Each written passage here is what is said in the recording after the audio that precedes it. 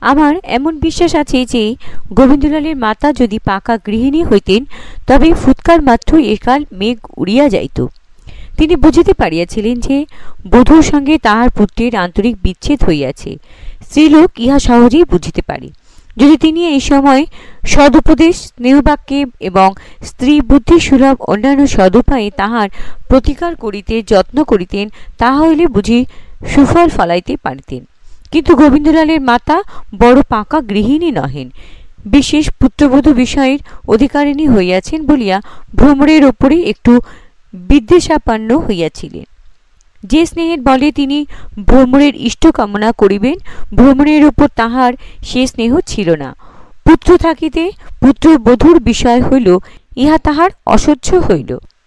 তিনি একবারও অনুভব করিতে পারিলেন না যে ভ্রমর গোবিন্দলাল অভিন্ন সম্পত্তি জানিয়া, গোবিন্দলালের চরিত্রদোষ সম্ভাবনা দেখিয়া কৃষ্ণকান্ত রায় গোবিন্দলালের শাসনের জন্য ভ্রমরকে বিষয় দিয়া গিয়াছিলেন। একবারও তিনি মনে ভাবিলেন না যে কৃষ্ণকান্ত মুমূর্ষ অবস্থায় কতকটা লুপ্ত বুদ্ধি হইয়া, কতকটা ভ্রান্ত চিত্ত হইয়া এ অভিধেয় কার্য করিয়াছিলেন। তিনি ভাবিলেন যে পুত্রবধূর সংসারে তাহাকে কেবল গ্রাসাচ্ছাদনের অধিকারিণী এবং অন্নদাস পৌরবর্গের মধ্যে গণ্যা হইয়া ইহজীবন নির্বাহ করিতে হইবে। অতএব সংসার ত্যাগ করাই ভালো স্থির করিলেন। একে প্রতিহীনা, কিছু আত্মপরায়ণা তিনি স্বামী বিয়োগকাল হইতে কাশীযাত্রা কামনা করিতেন। কেবল স্ত্রী স্বভাব সুলভ পুত্র স্নেহবশত এতদিন যাইতে পারেন নাই। এক্ষণে সে বাসনা আরো প্রবল হইল। তিনি গোবিন্দলালকে বলিলেন, কর্তারা একে একে স্বর্গরাহন করিলেন, এখন আমার সময় নিকট হইয়া আসিল। তুমি পুত্রের কাজ করো, এই সময় আমাকে কাশী পাঠাইয়া দাও। গোবিন্দলাল হঠাৎ এই প্রস্তাবে সম্মত হইলেন। বলিলেন, চলো, আমি তোমাকে আপনি কাশী রাখিয়া আসিব। দুর্ভাগ্যবশত এই সময় ভ্রমর একবার ইচ্ছা করিয়া পিত্রালয় গিয়াছিলেন, কেহই তাহাকে নিষেধ করে নাই। অতএব ভ্রমরের অজ্ঞাতে গোবিন্দলাল কাশীযাত্রার সকল উদ্যোগ করিতে লাগিলেন।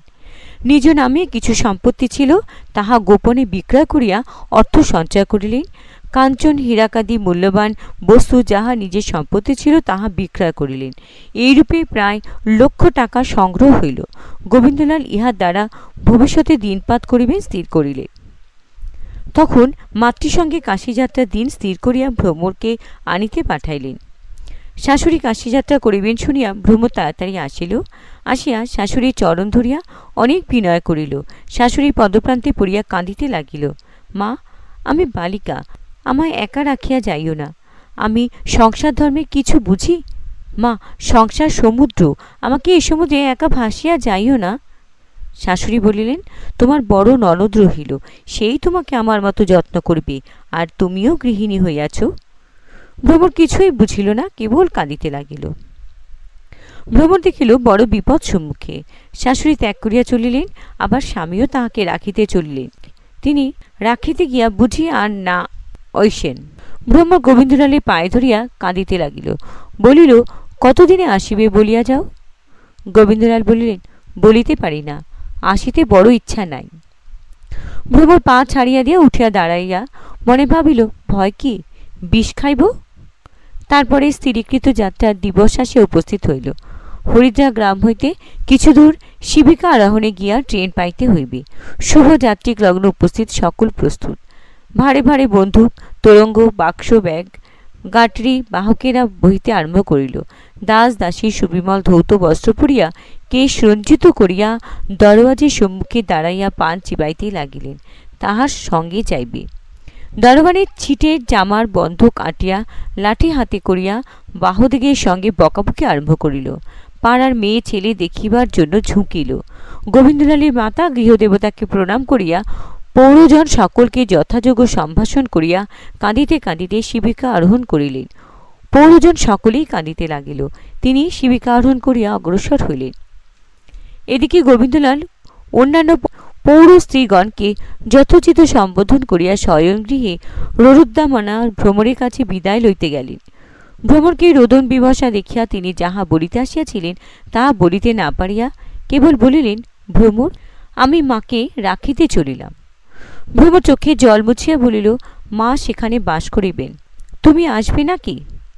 কথা যখন ভ্রমর জিজ্ঞাসা করিল, তখন তাহার চোখে জল শুকাইয়া গিয়াছিল। তাহার শরীর স্থৈর্য গাম্ভীর্য, তার অধরে স্থির প্রতিজ্ঞা দেখিয়া গোবিন্দলাল কিছু বিস্মিত হইলেন। হঠাৎ উত্তর করিতে পারিলেন না। ভ্রমর স্বামীকে নীরব দেখিয়া পুনরূপী বলিলেন, দেখো, তুমিই আমাকে শিখাইয়াছ সত্যই একমাত্র ধর্ম, সত্যই একমাত্র সুখ। আজি আমাকে তুমি সত্য বলিও। আমি তোমার আশ্রিত বালিকা, আমায় আজি প্রবঞ্চনা করিও না। কবে আসিবে? গোবিন্দলাল বলিলেন, তবে সত্যই শোনো, ফিরিয়া আসিবার ইচ্ছা নাই। ভ্রমর, কেন ইচ্ছা নাই তাহা বলিয়া যাইবে নাকি? গোবিন্দলাল, এখানে থাকিলে তোমার অন্নদাস হইয়া থাকিতে হইবে। ভ্রমর, তাহাতেই বা ক্ষতি কি?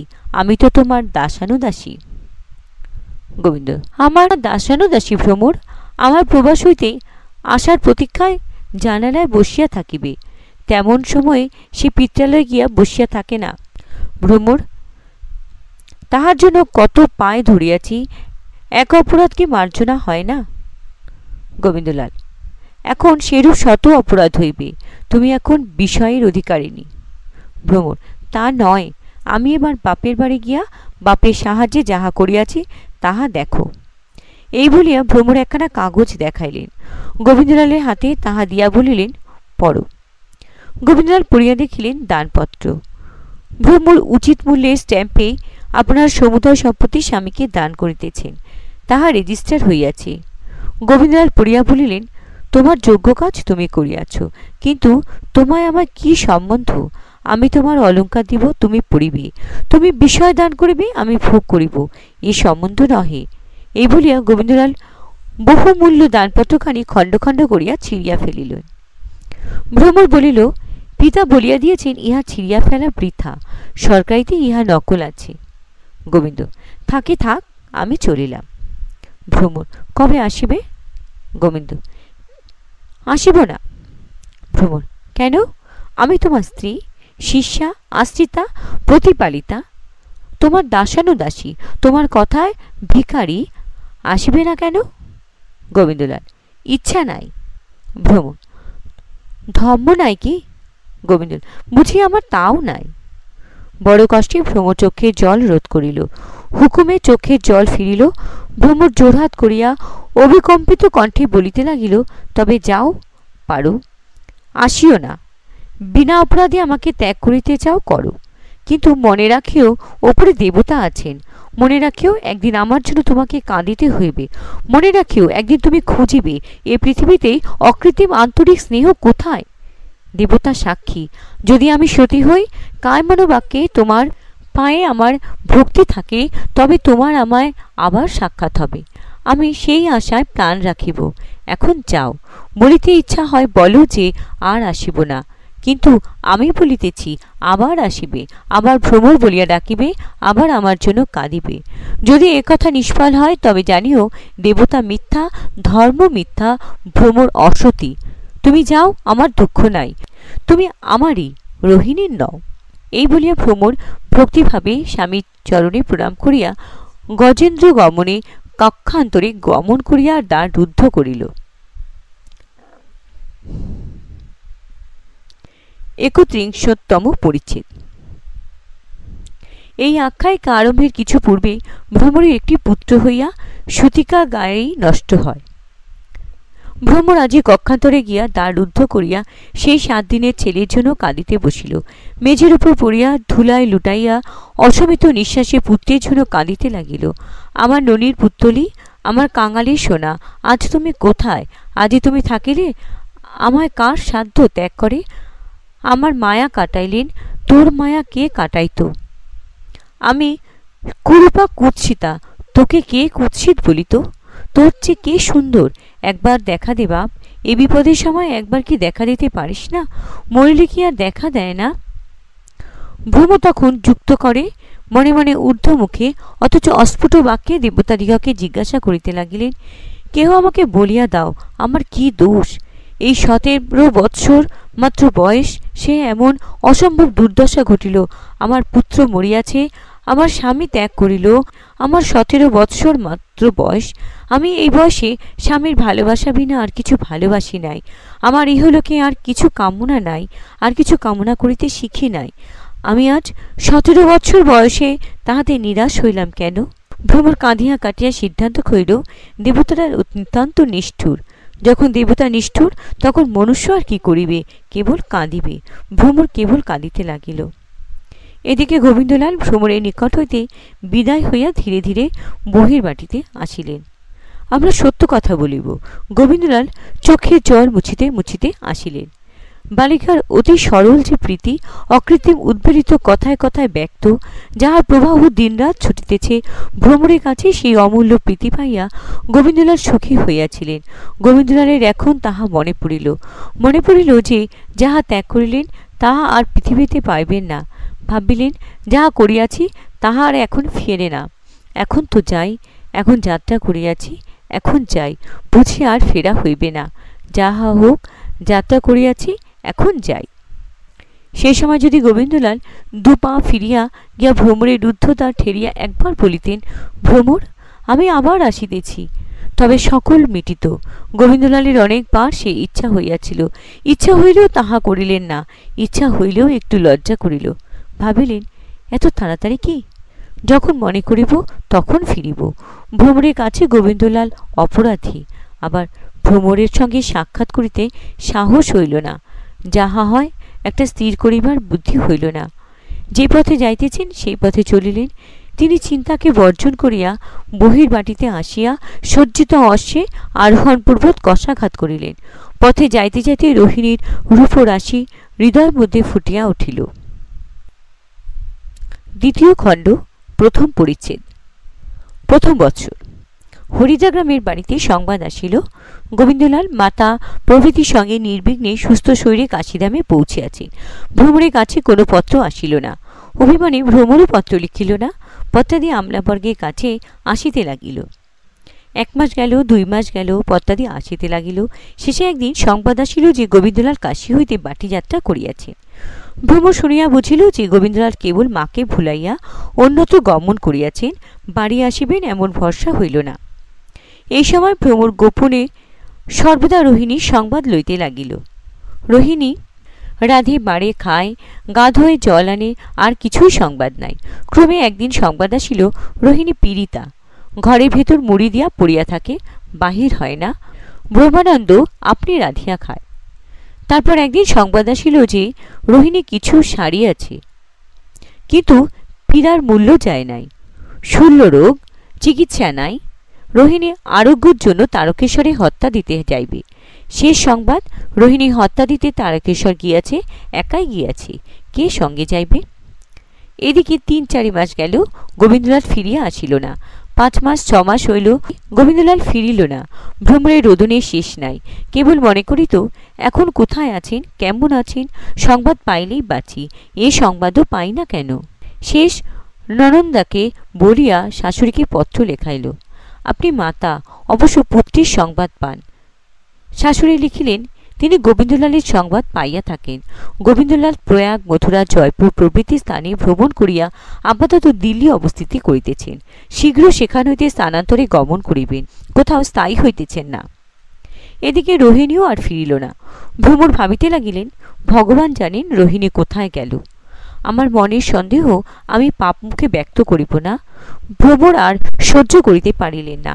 কাঁদিতে কাঁদিতে ননন্দাকে বলিয়া শিবিকা আরোহণে পীরতলায় গমন করিলেন। সেখানে গিয়ে গোবিন্দলালের কোনো সংবাদ পাওয়া দুরূহ দেখিয়া আবার ফিরিয়া আসিলেন। আসিয়া হরিদ্রা গ্রামেও স্বামীর কোনো সংবাদ না পাইয়া আবার শাশুকে পত্র লিখাইলেন। শাশুড়ি এবার লিখিলেন, গোবিন্দলাল আর কোনো সংবাদ দেয় না, এখন সে কোথায় আছে জানি না, কোনো সংবাদ পাই না। এইরূপে প্রথম বৎসর কাটিয়া গেল। প্রথম বৎসর শেষে ভ্রমর রুগ্ন শয্যায় শয়ন করিলেন। অপরাজিতা ফুল শুকাইয়া উঠিল। দ্বিতীয় পরিচ্ছেদ। ভ্রমর রুগ্ন শয্যাশয়িনী শুনিয়া ভ্রমরের পিতা ভ্রমরকে দেখিতে আসিলেন। ভ্রমরের পিতার পরিচয় আমরা সবিশেষ দিই নাই, এখন দিব। তাহার পিতা মাধবীনাথ সরকারের বয়স 41 বৎসর। তিনি দেখিতে বড় সুপুরুষ। তাহার চরিত্র সম্বন্ধে লোকমধ্যে বড় মতভেদ ছিল। অনেকে তাহার বিশেষ প্রশংসা করিত, অনেকে বলিত তাহার মতো দুষ্ট লোক আর নাই। তিনি যে চতুর তাহা সকলেই স্বীকার করিত এবং যে তাহার প্রশংসা করিত সে তাহাকেও ভয় করিত। মাধবীনাথ কন্যার দশা দেখিয়া অনেক রোদন করিলেন। দেখিলেন সেই শ্যামা সুন্দরী, তাহার সর্বায়ব সুললিত গঠন ছিল, এক্ষণে বিশুষ্ক বদন, শীর্ণ শরীর, প্রকট কণ্ঠাস্থি, নিমগ্ন নয়নেন্দিবর। ভ্রমরও অনেক কাঁদিল। শেষে উভয় রোদন সম্বরণ করিলে পর ভ্রমর বলিল, বাবা, আমার বোধ হয় আর দিন নাই, আমার কিছু ধর্মকর্ম করাও। আমি ছেলে মানুষ হলে কি হয়, আমার তো দিন ফুরালো তো আর বিলম্ব করিব কেন? আমার অনেক টাকা আছে, আমি ব্রত নিয়ম করিব, কে এ সকল করাইবে? বাবা, তুমি আমার ব্যবস্থা করো। মাধবীনাথ তখন উত্তর করিলেন না। যন্ত্রণা অসহ্য হইলে তিনি বহির্বাটিতে আসিলেন। বহির্বাটিতে অনেকক্ষণ বসিয়া রোদন করিলেন। কেবল রোদন নহে, সেই মর্মভেদী দুঃখ মাধবীনাথের হৃদয়ে ঘোরতর ক্রোধে পরিণত হইল। মনে মনে ভাবিতে লাগিলেন, যে আমার কন্যার উপরে এই অত্যাচার করিয়াছে, তাহার উপর তেমনি অত্যাচার করে এমন কি জগতে কেহ নাই? ভাবিতে ভাবিতে মাধবীনাথের হৃদয় কাতরতার পরিবর্তে প্রদীপ্ত ক্রোধে পরিব্যাপ্ত হইল। মাধবীনাথ তখন রক্তোৎফুল্ল লোচনে প্রতিজ্ঞা করিলেন যে আমার ভ্রমরের এমন সর্বনাশ করিয়াছে, আমি তাহার এমনই সর্বনাশ করিব। তখন মাধবীনাথ কতক সুস্থির হইয়া অন্তঃপুর প্রবেশ করিলেন। কন্যার কাছে গিয়া বলিলেন, মা, তুমি ব্রত নিয়ম করিবার কথা বলিতেছিলে, আমি সেই কথাই ভাবিতেছিলাম।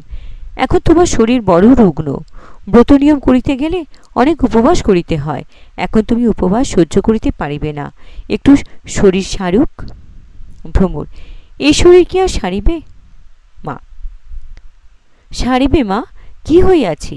তোমার একটু এখানে চিকিৎসা হইতেছে না, কেমন করিয়াই বা হইবে? শ্বশুর নাই, শাশুড়ি নাই, কেহ কাছে নাই, কে চিকিৎসা করাইবে? তুমি এখন আমার সঙ্গে চলো, আমি তোমাকে বাড়ি রাখিয়া চিকিৎসা করাইব। আমি এখন 2 দিন এখানে থাকিব, তাহার পরে তোমাকে সঙ্গে করিয়া লইয়া রাজগ্রামে যাইব। রাজগ্রামে ভ্রমরের পিত্রালয়। কন্যার নিকট হইতে বিদায় লইয়া মাধবীনাথ কন্যার কার্যকারবর্গের নিকট গেলেন। দেওয়ানজি জিজ্ঞাসা করিলেন, কেমন, বাবুর কোনো পত্রাদি আসিয়া থাকে? দেওয়ানজি উত্তর করিল, কিছু না। মাধবীনাথ, তিনি এখন কোথায় আছেন? দেওয়ানজি, তাহার কোনো সংবাদই আমরা কেহ বলিতে পারি না, তিনি কোনো সংবাদই পাঠান না। মা, কাহার কাছে এ সংবাদ পাইতে পারিব? দেওয়ানজি, তাহা জানিলে তো আমরা সংবাদ লইতাম। কাশীতে মা ঠাকুরণীর কাছে সংবাদ জানিতে লোক পাঠাইয়াছিলাম, কিন্তু সেখানেও কোনো সংবাদ আসিয়ে না। বাবুর এখনই অজ্ঞাতবাস। তৃতীয় পরিচ্ছেদ। মাধবীনাথ কন্যার দুর্দশা দেখিয়া স্থির প্রতিজ্ঞা করিয়াছিলেন যে ইহার প্রতিকার করিবেন। গোবিন্দলাল ও রোহিণী এই অনিষ্টের মূল, অতএব প্রথমেই সন্ধান কর্তব্য সেই পামর পামুরি কোথায় আছে, নচেৎ দুষ্টের দণ্ড হইবে না, ভ্রমরও মরিবে। তাহারা একেবারে লুকাইয়া আছে, যে সকল সূত্রে তাহাদের ধরিবার সম্ভাবনা সকলই অবিচ্ছন্ন করিয়াছে, পদচিহ্ন মাত্র মুছিয়া ফেলিয়াছে। কিন্তু মাধবীনাথ বলিলেন যে যদি আমি তাহাদের সন্ধান করিতে না পারি, তবে বৃথায় আমার পৌরুষের শ্লাঘা করি। এরূপ স্থির সংকল্প করিয়া মাধবীনাথ একাকী রায়দিগের বাড়ি হইতে বহির্গত হইলেন। হরিদ্রা গ্রামে একটি পোস্ট অফিস ছিল।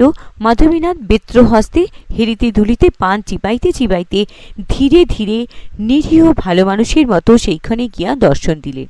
ডাকঘরে অন্ধকার চালাঘরের মধ্যে মাসিক 15 টাকা বেতনভোগী একটি ডেপুটি পোস্টমাস্টার বিরাজ করিতেছিলেন।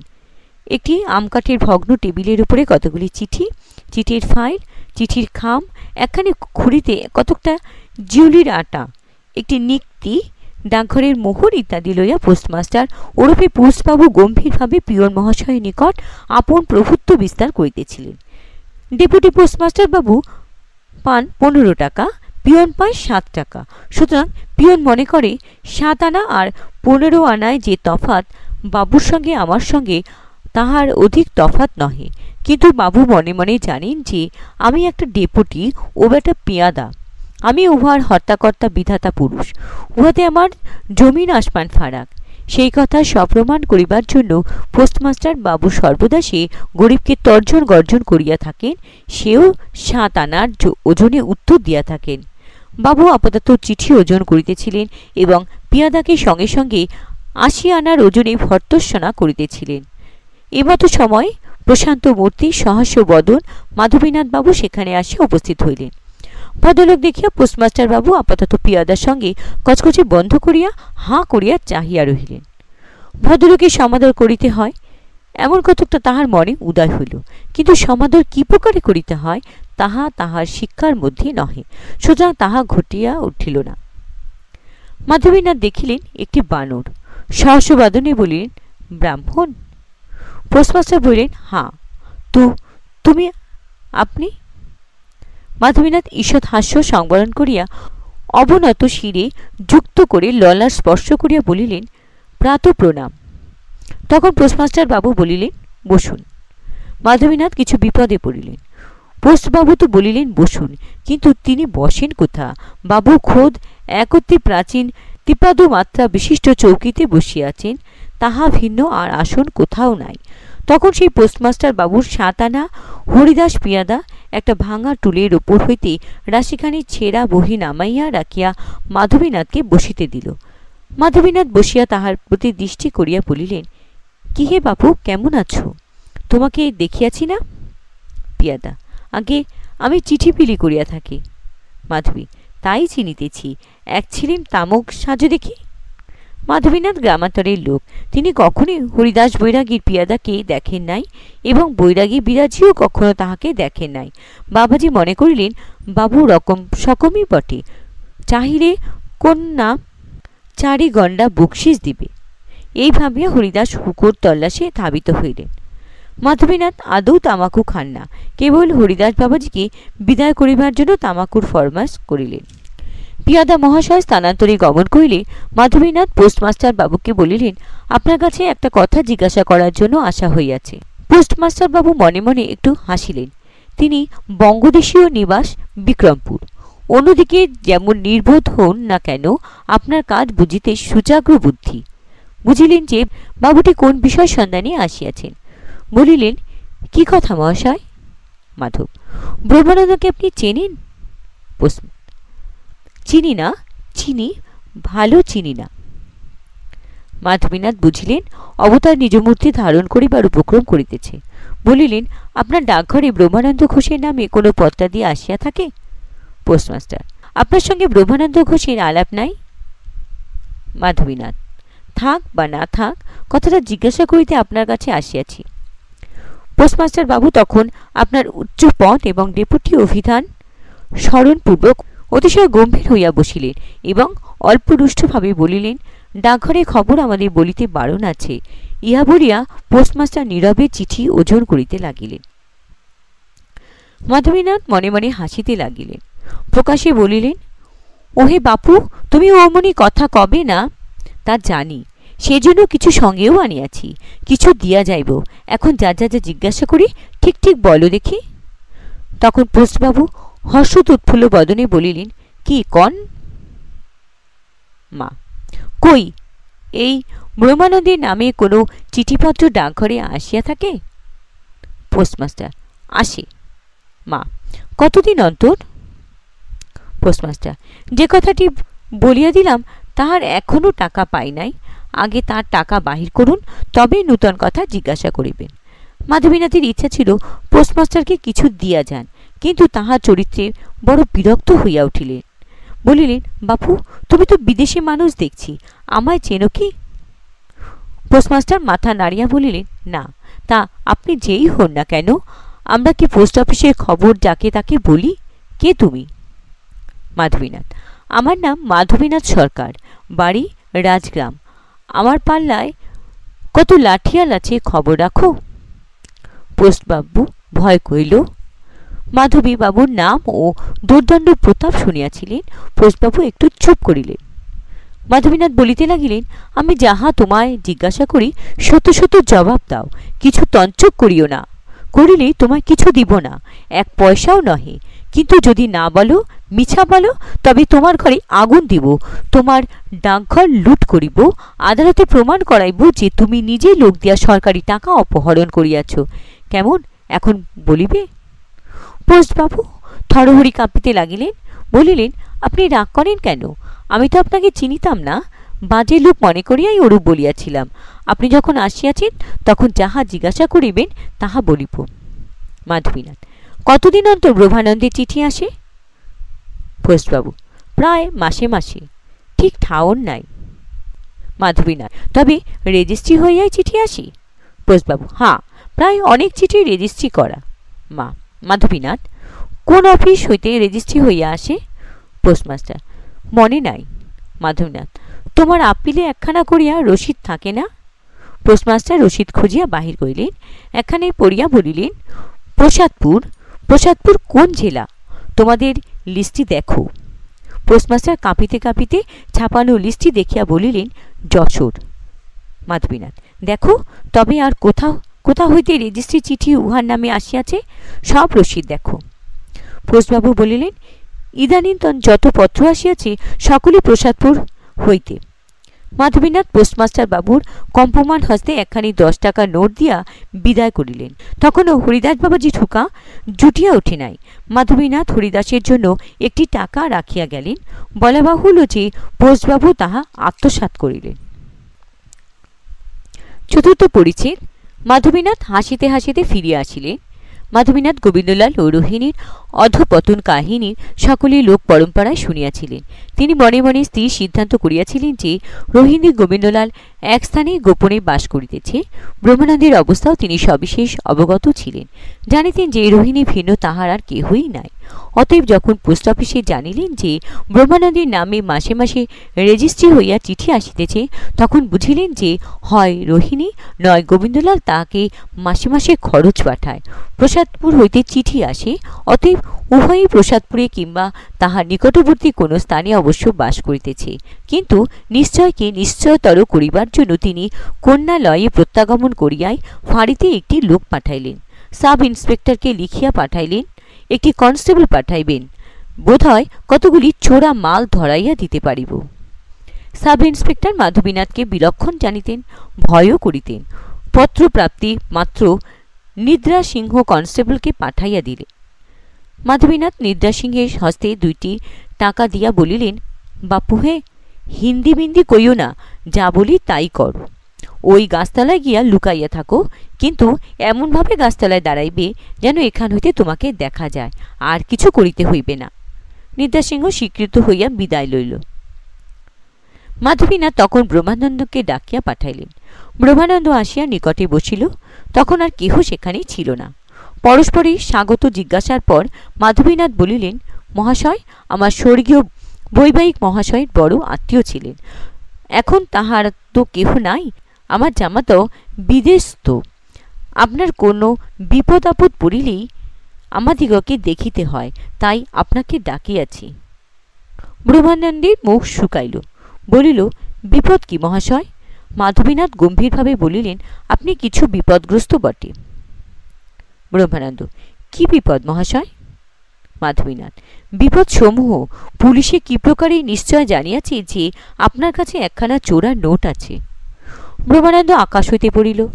সে কি, আমার কাছে চোরা নোট? মাধবীনাথ, তোমার জানা চোরা না হইতে পারে। অন্যে তোমাকে চোরা নোট দিয়াছে, তুমি না জানিয়া তুলিয়া রাখিয়াছ। ব্রহ্মানন্দ, সে কি মহাশয়, আমাকে নোট কে দিবে? মাধবীনাথ তখন আবার ছোট করিয়া বলিলেন, আমি সকলেই জানিয়াছি, পুলিশেও জানিয়াছে, বাস্তবিক পুলিশের কাছেই এ কথা শুনিয়াছি। চোরা নোট প্রসাদপুর হইতেই আসিয়াছে। ওই দেখো, একজন পুলিশ কনস্টেবল আসিয়া তোমার জন্য দাঁড়াইয়া আছে। আমি তাহাকে কিছু দিয়া আপাতত স্থগিত রাখিয়াছি। মাধবীনাথ তখন বৃক্ষতল বিহারী রুলোধারী গুম্ফ শোভিত জলধর সমিত কনস্টেবলের কান্তমূর্তি দর্শন ফিরাইলেন। ব্রহ্মানন্দ থরথর কাঁপিতে লাগিল। মাধবীনাথের পায়ে জড়াইয়া কাঁদিয়া বলিল, আপনি রক্ষা করুন। মাধবীনাথ, ভয় নাই। এবার প্রাসাদপুর হইতে কোন কোন নম্বরের নোট পাইয়াছ বলো দেখি। পুলিশের লোক আমার কাছে নোটের নম্বর রাখিয়া গিয়াছে। যদি সে নম্বরের নোট না হয় তবে ভয় কি, নম্বর বদলাইতে কতক্ষণ। এবারকার প্রাসাদপুরের পত্রখানি লইয়া আইস দেখি, নোটের নম্বর দেখি। ব্রহ্মানন্দ যায় কি প্রকারে, ভয় করে। কনস্টেবল যে গাছের তলায়। মাধবীনাথ বললেন, কোনো ভয় নেই, আমি সঙ্গে লোক দিতেছি। মাধবীনাথের আদেশ মতো একজন দারোয়ান ব্রহ্মানন্দের সঙ্গে গেল। ব্রহ্মানন্দ রোহিণীর পত্র লইয়া আসিলেন। সেই পত্রে মাধবীনাথ যাহা যাহা খুঁজিতেছিলেন সকলেই পাইলেন। পত্র পাঠ করিয়া ব্রহ্মানন্দকে ফিরাইয়া দিয়া বলিলেন, এ নম্বরের নোট নহে, কোনো ভয় নাই, তুমি ঘরে যাও, আমি কনস্টেবলকে বিদায় করিয়া দিতেছি। ব্রহ্মানন্দ মৃতদেহে প্রাণ পাইল, ঊর্ধ্বশ্বাসে তথা হইতে পলায়ন করিল। মাধবীনাথ কন্যাকে চিকিৎসা শাস্ত্র স্বগৃহে লইয়া গেলেন। তাহাতে চিকিৎসা শাস্ত্র উপযুক্ত চিকিৎসক নিযুক্ত করিয়া দিয়া স্বয়ং কলকাতায় চলিলেন। ভ্রমর অনেক আপত্তি করিল, মাধবীনাথ শুনিলেন না। শীঘ্রই আসিতেছে বলিয়া কন্যাকে প্রবোধ দিয়া গেলেন। কলকাতায় নিশাকর দাস নামে মাধবীনাথের একজন বড় আত্মীয় ছিলেন। নিশাকর মাধবীনাথের অপেক্ষা 8 বছরের বয়স কনিষ্ঠ। নিশাকর কিছু করেন না, পৈতৃক বিষয় আছে, কেবল একটু একটু গীতবাদ্যের অনুশীলন করেন। নিষ্কর্মা বলিয়া সর্বদা পর্যটনে গমন করিয়া থাকেন। মাধবীনাথ তাহার কাছে আসিয়া সাক্ষাৎ করিলেন। অন্যান্য কথার পর নিশাকরকে জিজ্ঞাসা করিলেন, কেমন হে, বেড়াইতে যাইবে? নিশা, কোথায়? মাধবীনাথ, যশোর। নিশা, সেখানে কেন? মাধবীনাথ, নীলকুঠি কিনব। নিশা, চলো। তখন বিহিত উদ্যোগ করিয়া দুই বন্ধু 2-1 দিনের মধ্যে যশোর অভিমুখে যাত্রা করিলেন। সেখান হইতে প্রাসাদপুর যাইবেন। পঞ্চম পরিচ্ছেদ। দেখো, ধীরে ধীরে শীর্ণ শরীরা চিত্রা নদী বহিতেছে। তীরে অশ্বত্থ, কদম্ব, আম্র, খরচুর প্রভৃতি অসংখ্য বৃক্ষশোভিত উপবনে কোকিল দোয়েল পাখিরা ডাকিতেছে। নিকটে গ্রাম নাই। প্রসাদপুর নামে একটি ক্ষুদ্র বাজার প্রায় 1 ক্রোশ পথ দূর। এখানে মনুষ্য সমাগম নাই দেখিয়া নিঃসঙ্কে পাপচরণ করিবার স্থানে বুঝিয়া পূর্বকালে এক নীলকর সাহেব এইখানে এক নীলকুঠি প্রস্তুত করিয়াছিলেন। এক্ষণে নীলকর এবং তাহার ঐশ্বর্য ধ্বংসপুরে প্রয়াণ করিয়াছেন। তাহার আমিন তাগাদগির ন্যায় গোমস্তা সকলে উপযুক্ত স্থানে স্বকর্মার্জিত ফলভোগ করিতেছেন। একজন বাঙালি সেই জনশূন্য প্রান্তরস্থিত রম্য অট্টালিকা ক্রয় করিয়া তাহা সুসজ্জিত করিয়াছিলেন। পুষ্পে প্রস্তর পুত্তলে আসনে দর্পণে চিত্রে গৃহ বিচিত্র হইয়া উঠিয়াছিল। তাহার অভ্যন্তরে দ্বিতলস্থ বৃহৎ কক্ষ মধ্যে আমরা প্রবেশ করি। কক্ষ মধ্যে কতগুলি রমণীর চিত্র, কিন্তু কতগুলি সুরুচি বিগ্রহিত, অবর্ণনীয়। নির্মল সুকোমল আসন উপরে উপবেশন করিয়া একজন সশ্রুতধারী মুসলমান একটা তাম্বুরার কান মুচড়াইতেছে। কাছে বসিয়া এক যুবতী ঠিং ঠিং করিয়া একটি তবলায় ঘা দিতেছে। সঙ্গে সঙ্গে হাতে স্বর্ণালঙ্কার ঝিনঝিন করিয়া বাজিতেছে। পার্শ্বস্থ পাঁচের বিলম্বী 2খানি বৃহৎ দর্পণে উভয়ের ছায়াও ঐরূপ করিতেছিল। পাশের ঘরে বসিয়া একজন যুবা পুরুষ নোবেল পড়িতেছেন এবং মধ্যস্থ মুক্ত দ্বারপথে যুবতীর কার্য দেখিতেছেন। তাম্বুরার কান মুচড়াইয়া মুচড়াইতে দাড়িধারী তাহার তারে অঙ্গুলি দিতেছিল। যখন তারের ম্যাও ম্যাও আর তবলার খ্যান খ্যান ওস্তাদজির বিবেচনার এক হইয়া মিলিল, তখন তিনি সেই গুম্ফ শ্বশ্রুর অন্ধকার মধ্য হইতে কতগুলি তুষার ধবল দন্ত বিনির্গত করিয়া বৃষদুর্লভ কণ্ঠরব বাহির করিতে আরম্ভ করিলেন। রব নির্গত করিতে করিতে সেই তুষার ধবল দন্তগুলি বহুবিধ খিচুনিতে পরিণত হইতে লাগিল এবং ভ্রমরকৃষ্ণ শস্ত্ররাশি তাহার অনুবর্তন করিয়া নানা প্রকার রঙ্গ করিতে লাগিল। তখন যুবতী খিচুনির সন্তারিত হইয়া সেই বৃষ দুর্লভ রবের সঙ্গে আপনার কোমল কণ্ঠ মিশাইতে গীত আরম্ভ করিল। তাহাতে সরু মোটা আওয়াজ সোনালী রূপালী রকম এক প্রকার গীত হইতে লাগিল। এখানে চবনিকা পতন করিতে ইচ্ছা হয়।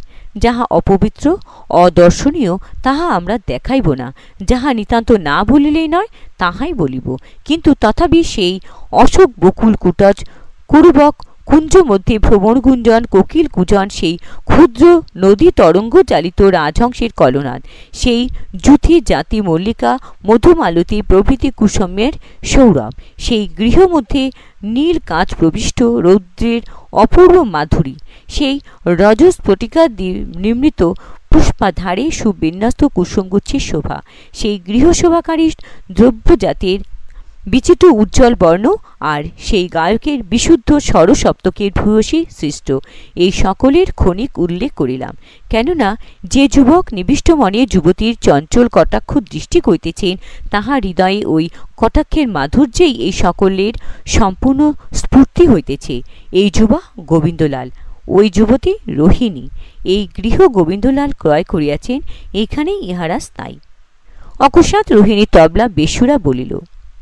ওস্তাদজিৎ তম্পুরার তাঁর ছিঁড়িল, তার গলায় বিষম লাগিল, গীত বন্ধ হইল। গোবিন্দলালের হাতের নবেল পড়িয়া গেল। সেই সময় সেই প্রমোদ গৃহের দ্বারে একজন অপরিচিতা যুবা পুরুষ প্রবেশ করিল। আমরা তাহাকে চিনি, সে নিশাকর দাস। ষষ্ঠ পরিচ্ছেদ। দ্বিতল অট্টালিকার উপরের তলে রোহিণীর বাস। তিনি হাফ পর্দানসীন। নিম্নতলে ভৃত্যগণ বাস করে। সেই বিজয়ের মধ্যে প্রায় কেহই কখনো গোবিন্দলালের সঙ্গে সাক্ষাৎ করিতে আসিত না, সুতরাং সেখানে বহির্বাটির প্রয়োজন ছিল না। যদি কালেভদ্রে কোনো দোকানদার বা অপর কেহ আসিত, ওপরে বাবুর কাছে সংবাদ যাইত, বাবু নিচে আসিয়া তাহার সঙ্গে সাক্ষাৎ করিতেন। অতএব বাবুর বসিবার জন্য নিচেও একটি ঘর ছিল। নিম্নতলে দাঁড়াইয়া নিশাকর দাস কহিলেন, কে আছো গা এখানে? গোবিন্দলালের সোনা রূপ নামে দুই ভৃত্য ছিল।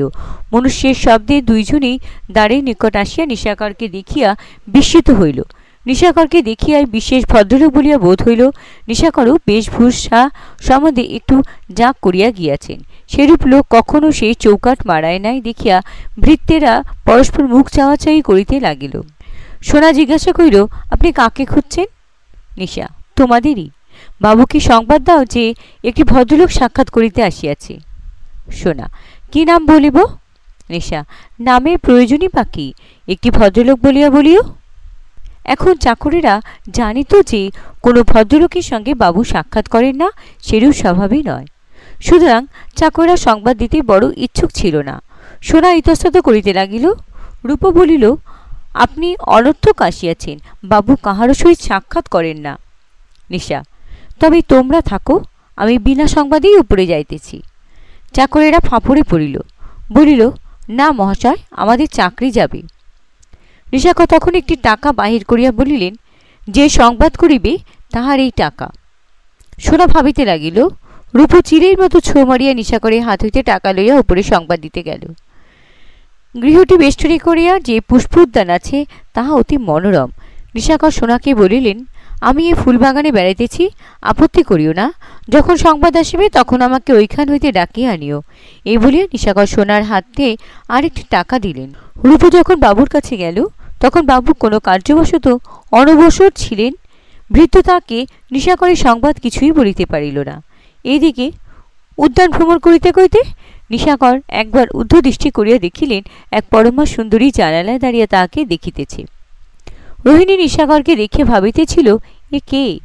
দেখিয়া বোধ হইতেছে যে এ দেশের লোক নয়। বেশভূষা রকম সকম দেখিয়া বোঝা যাইতেছে বড় মানুষও বটে, দেখিতেও সুপুরুষ।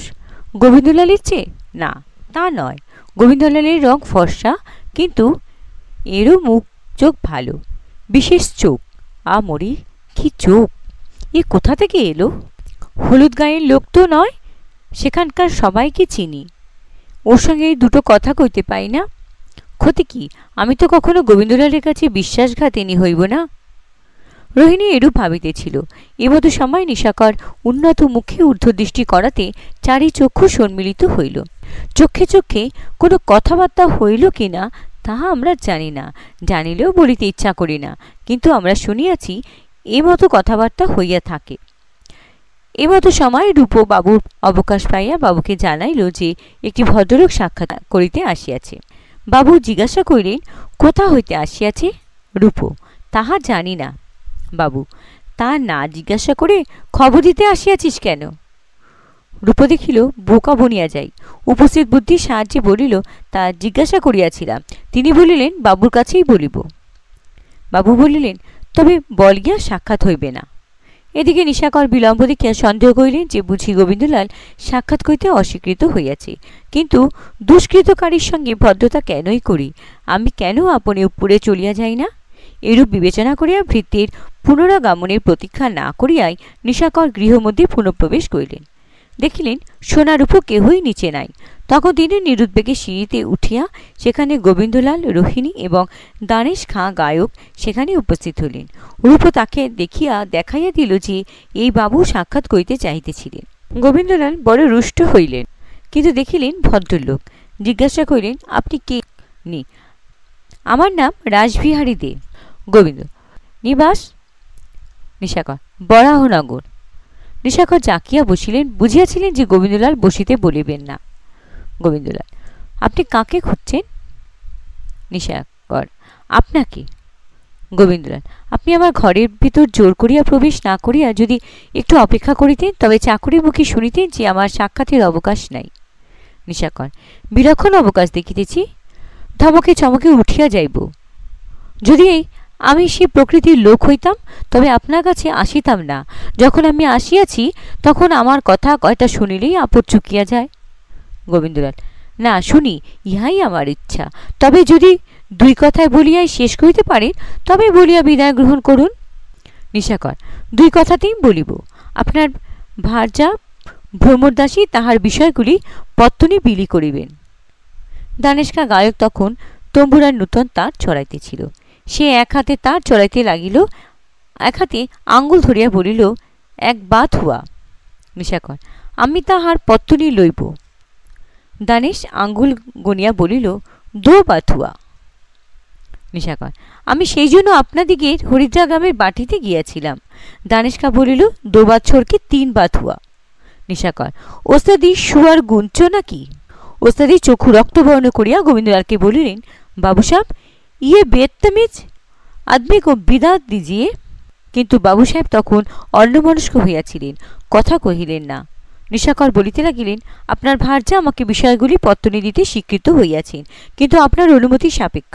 কিন্তু আপনার ঠিকানাও জানেন না, পত্রাদি লিখিতেও ইচ্ছুক নহেন।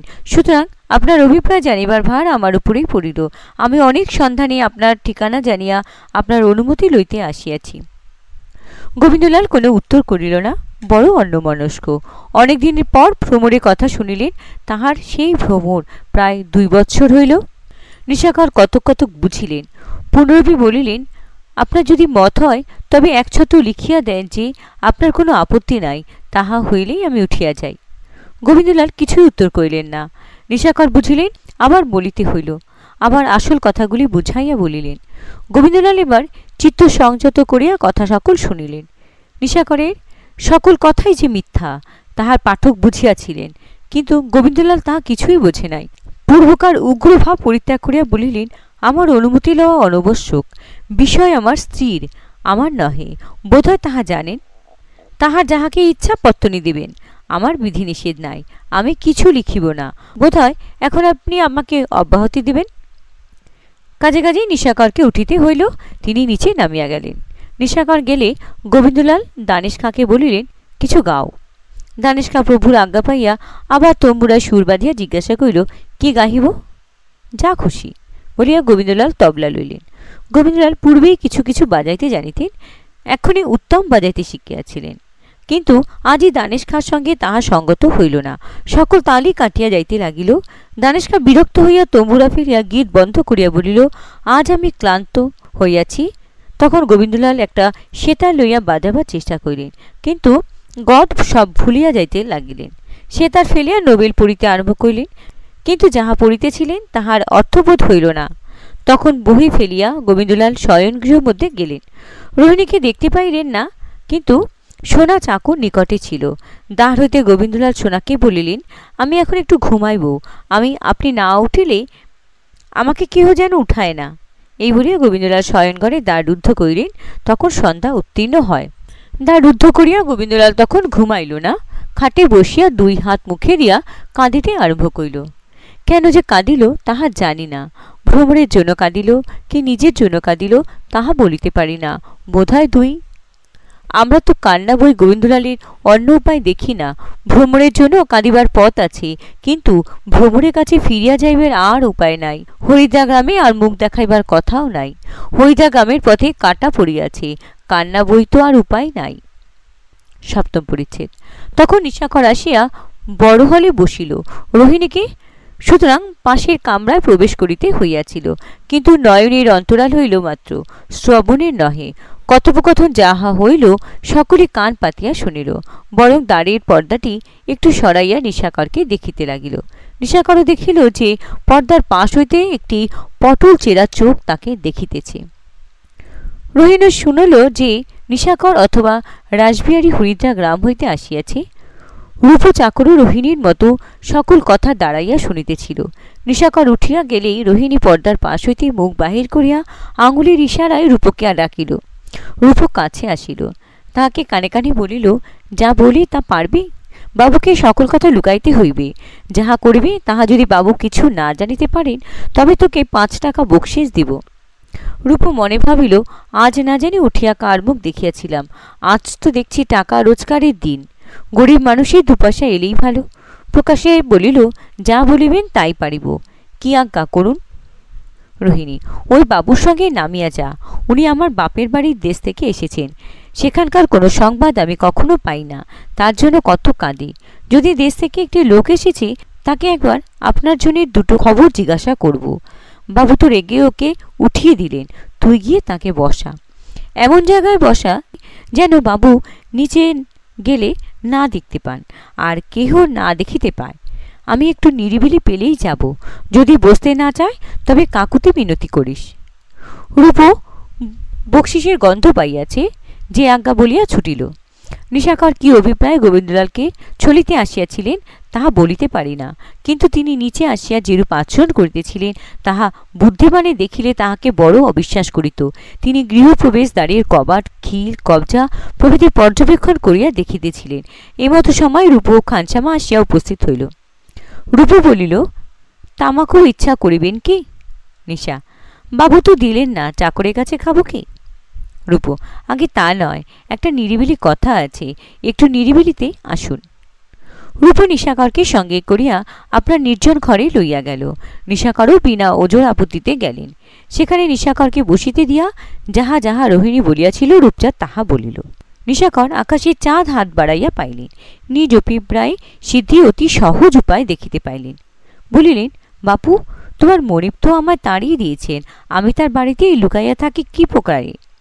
রূপ, আগে তিনি কিছু জানিতে পারিবেন না, এ ঘরে তিনি কখনো আসেন না।